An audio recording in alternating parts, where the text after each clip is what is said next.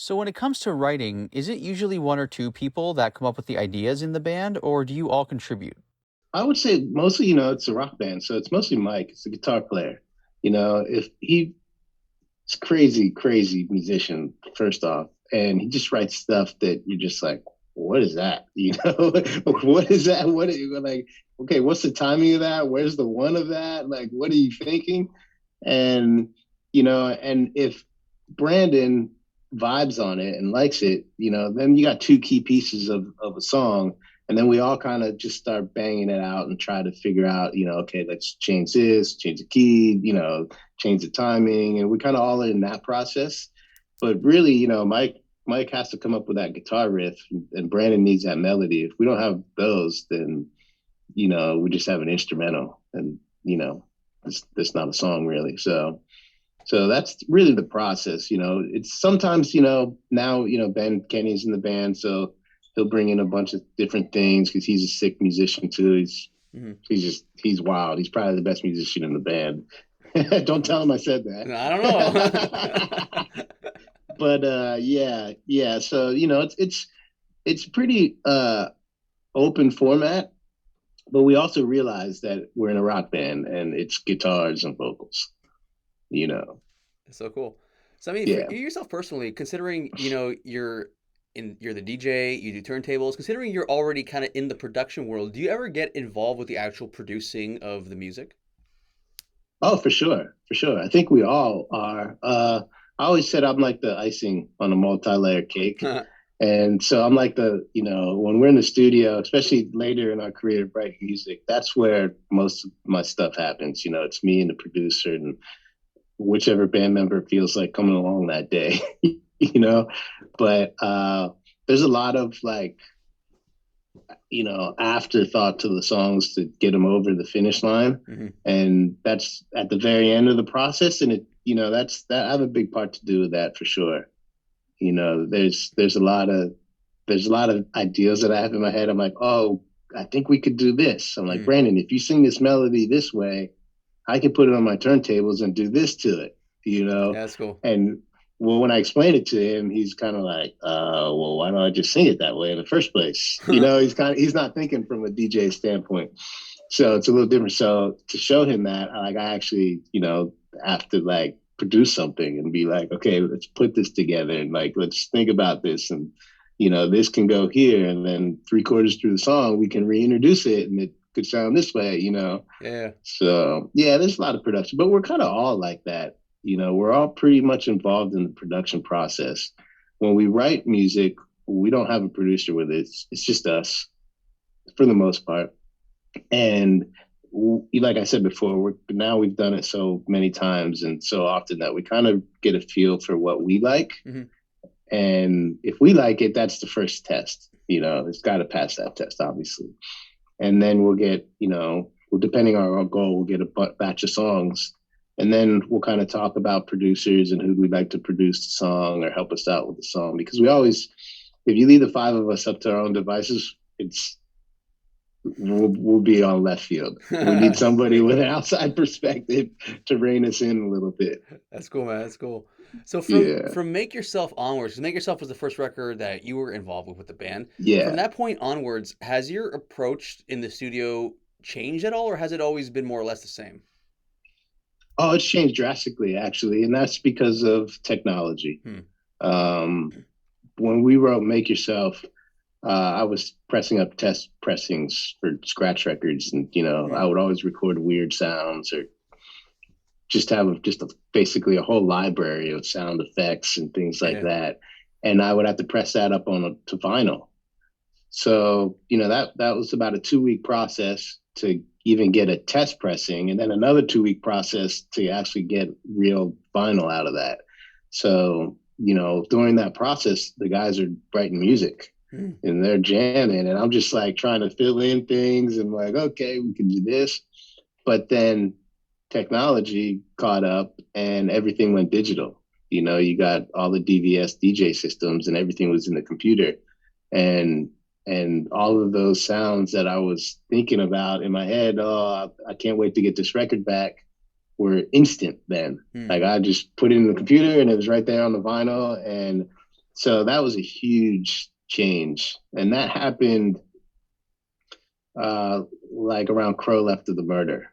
Hmm. So, and then I kind of went all digital. And when that happened, it kind of opened up all the keys for me Yeah. because, before I'm just making weird sound effects on the keys and recording them and then playing them on vinyl. And then because everything went instant, it kind of just was like, well, let me figure out how to do all this stuff live Hmm. and just skip the computer and go right to the keyboard as well.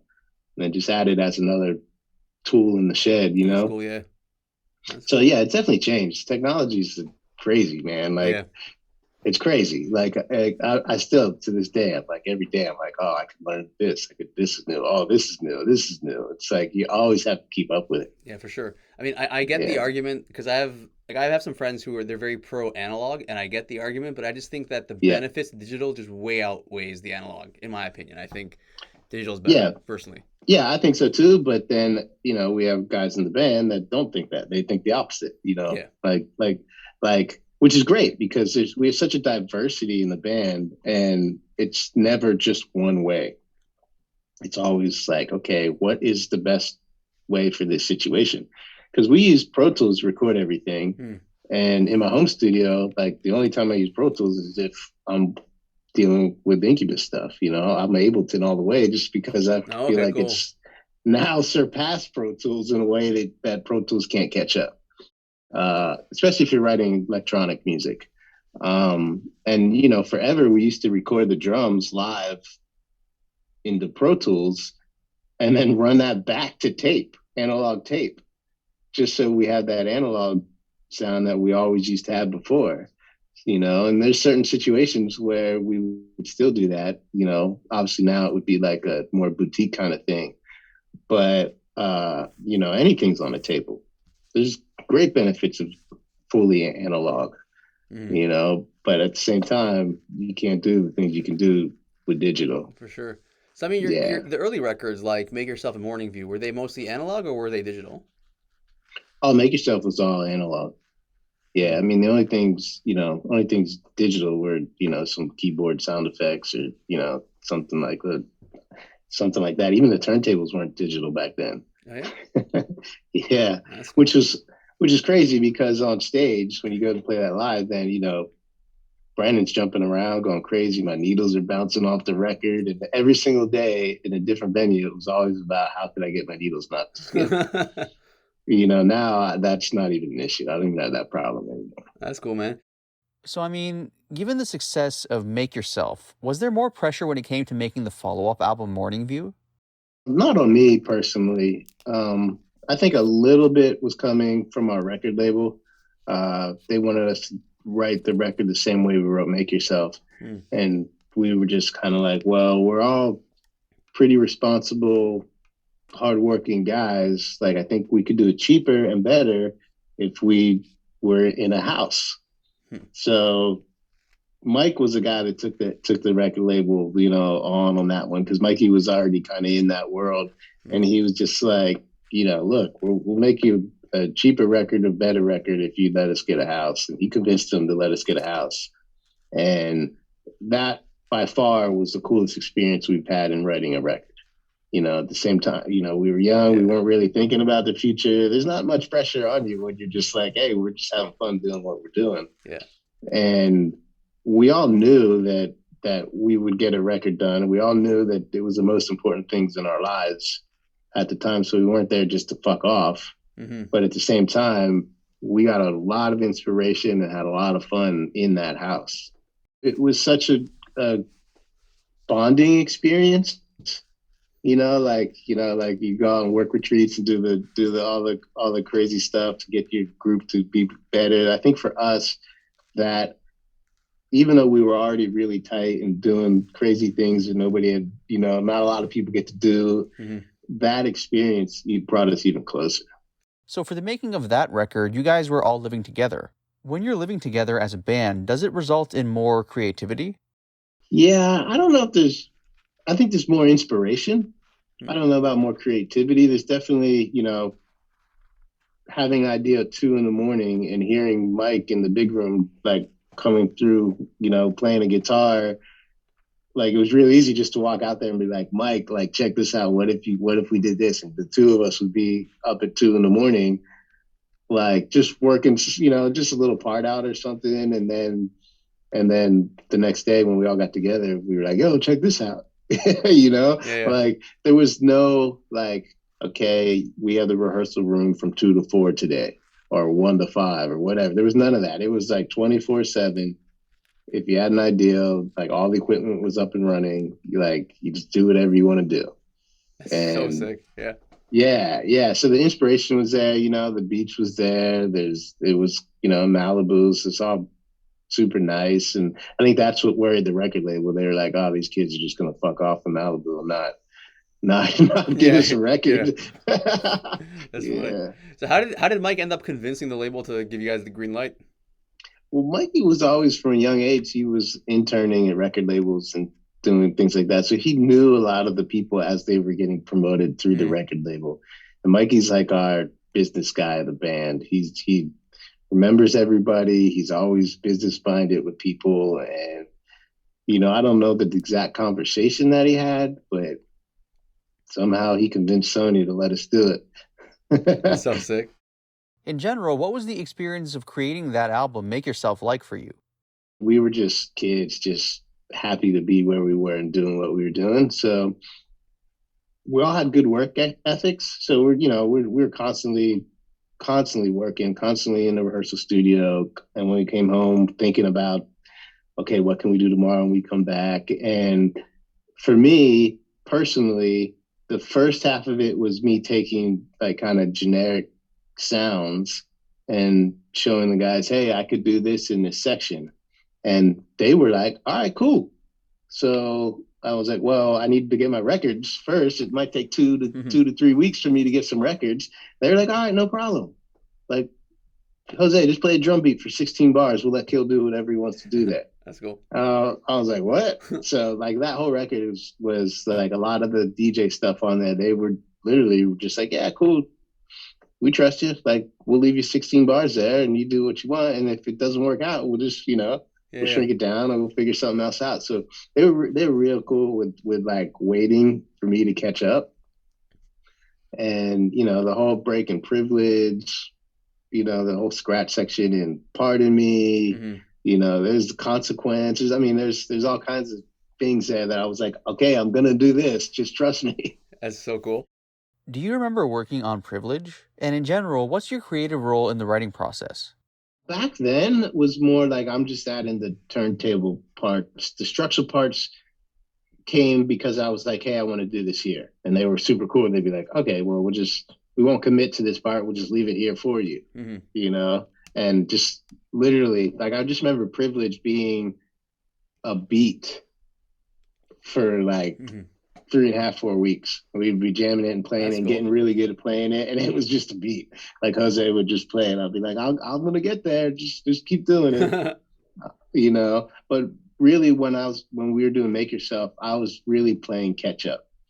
I'm in the rehearsal studio every day and the guys are playing over different parts and changing them every day and just getting better at playing them. Because like I said, when we went into the studio at that time, we couldn't play the song any better. We were as best as we could. We got into the studio, we did the parts and that was it. There's no more chance to make it better after that.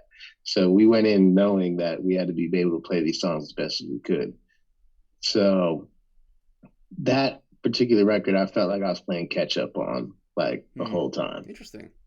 Yeah. Cool. Well, and the guys are cool. They were super cool. That it's a testament to how cool those guys are because they literally just left the song empty. Like, as the clock's ticking down, they're just like, yeah, it's cool. We'll get it. Don't worry. We got it. You got yours. You'll get whatever you want. Cool. And, that was my experience with them, the first record. And I was so thankful for that, and I saw it again when Ben came into the band and we wrote Crow Left of the Murder. They did that with Ben. They really let Ben have his wings and let him just kind of like, That's okay, cool. This is what I'm used to. This is how I do it. And, it's a learning process, obviously. But, I could see how we all interacted with Ben, and we gave Ben the same kind of leadway and treatment as well. That's cool. That's actually really Yeah. that's awesome because you hear a lot of bands where like there's a lot of huge egos and certain people only want to be the ones writing and stuff like that. So that's actually really like I respect that about the band that like it's kind of like a family like Yeah. that. Yeah. I mean, it's like I said, it's a rock band, like Mikey and Brandon are going to be the key Hmm. features in the band. And, we know that, but at the same time, they're both trying to get the best out of everybody. Hmm. So nothing's off the table, and now writing music now in 2022, it's even more so. Everybody's kind of throwing stuff in the pile more. And it's really what kind of sticks now Yeah. is kind of what's there. Yeah. We wrote that record in a place called Sound Arena out in the valley, Hmm. on like Northridge and Reseda. And it was just your typical lockout spot. Hmm. There were bands on either side of you. There were no windows. It was dark. It Hmm. was dirty, and you'd walk out for a break, and we're in a valley. It'd be 100 degrees out. Hmm. So Yeah. it's like, oh, I'm going back inside. So it wasn't like, it was like all that energy was in that room alone. That Hmm. was it. It was like kind of going to work a little bit to write that record. But for me, personally, it was my first record, that I got to write with these guys. So I was just, I was all green. I was like, this is great. That's This is awesome. fun. Like, let's just do this, and just saying any wild idea that I had, and I was just like, let's just go. Let's just do crazy stuff. So for me, it was really, really special. Obviously, it was the first record that I got to write with those guys. How long was the recording process for that record? I mean, I could tell you, I might be wrong, but I think we wrote for 4 weeks and then recorded for 4 weeks. Hmm. So I think it was 2 months total for that record. And I might be wrong, but I'm pretty sure that that's how that went down. And That's cool. then Morning View was next. We wrote that. We took the time and wrote that a little long. I think that was the whole process was 3 months. Hmm. And then Crow Left of the Murder, we wrote that pretty quick as well. Maybe 2 to 3 months on that, like from starting on it to finished Yeah. product. So for that record, did you guys already have the songs written before going into the studio, or did you do a lot of the songwriting in studio?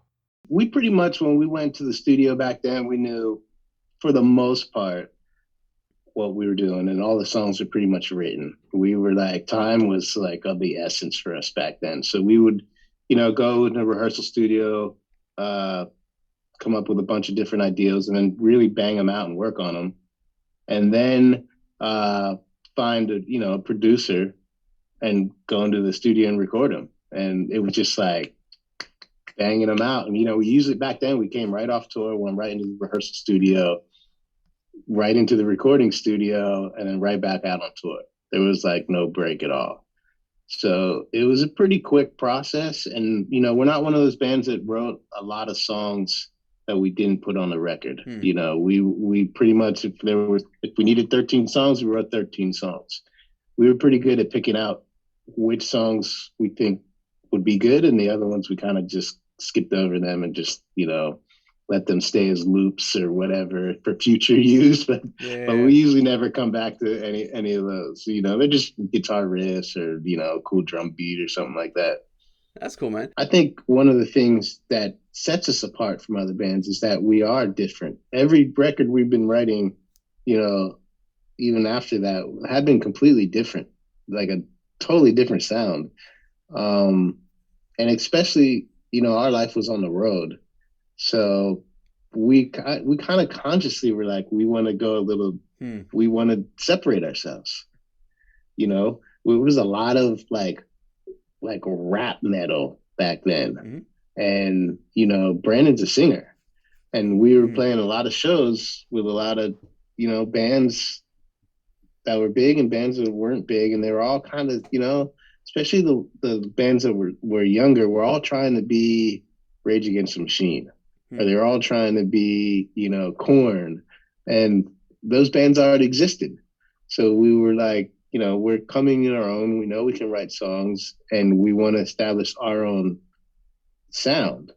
And we didn't know exactly what that was, Mm-hmm. but we knew that we wanted to be different. You know, we're always talking about writing music, and it's hard to really lock us down to write a full album in this day and age. I think because full albums are kind of, you know, nobody's really listening to full albums anymore, the way that the music industry is. Yeah.